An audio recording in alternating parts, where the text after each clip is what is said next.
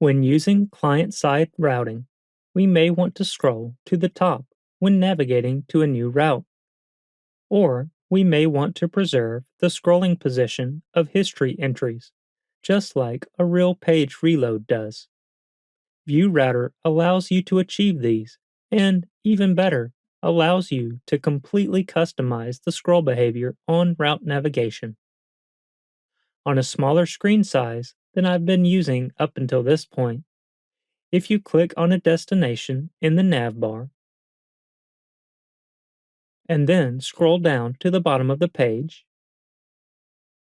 and then click on another destination, you will see that the page we navigate to is still scrolled to the bottom. It would be a lot nicer if we could scroll the user back up to the top between each route. To do this, all that's needed is to add the scroll behavior function to our router options.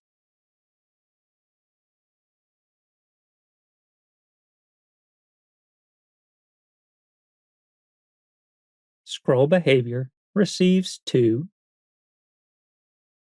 and from, just like the navigation guards. And on top of that, it gets a saved scroll position when we navigate through back and forward interactions. The saved position will result in a native like behavior when navigating with back and forward buttons in the browser. We should return a scroll to options object from this function. That is, an object that can contain any of the following properties: top, left, and behavior.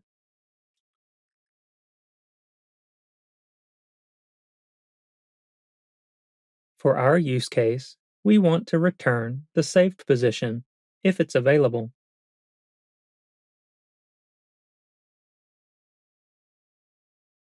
For everything else, we'll just return a position of top 0.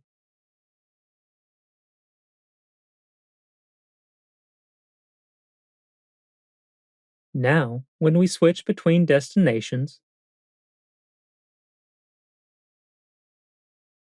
you see that the page jumps back up to the top. The scroll behavior and our transitions are conflicting a bit though, causing a weird jump to top before the transition occurs. This is an easy fix. Remember, our transition is in the mode of out-in. Each portion of that takes 300 milliseconds to complete. We want to wait until the end portion of the transition to start to jump to the top of the page. And so therefore, we can use a timeout to wait 300 milliseconds before jumping to top. We can account for this in the scroll behavior function by returning a promise that resolves after 300 milliseconds using setTimeout.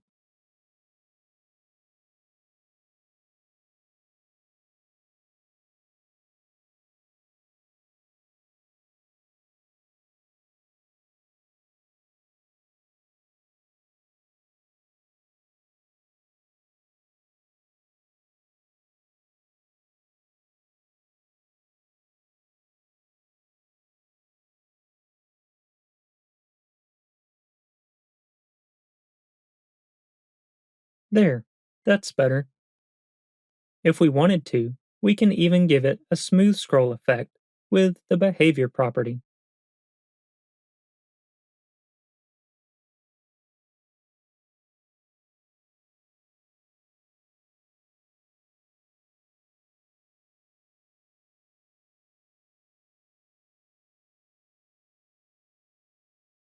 I think this is a little much for our case, but if other cases were to arise in the future, we could conditionally set the smooth behavior here based on anything we wanted to about the route where we're going.